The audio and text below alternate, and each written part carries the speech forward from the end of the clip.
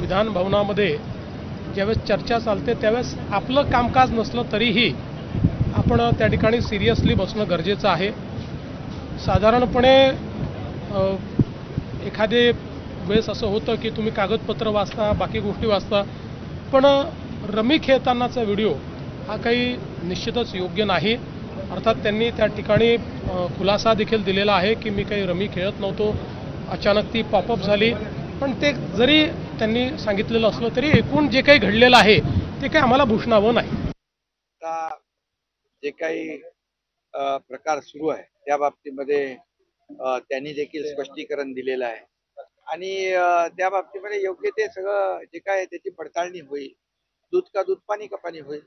शेतकरी आमचा अन्नदाता आहे, मायबाप आहे आणि म्हणून बळीराजा हा कायम सुखी, मगाशी मी भाषणात देखील म्हणालो, चांगला पाऊस पडू दे, बळीराजाला सुखी होऊ दे, चांगलं पीक येऊ दे आणि म्हणून नेहमी आम्ही बळीराजाच्याच साठी परमेश्वराकडे प्रार्थना करत असतो। धन्यवाद। धन्यवाद।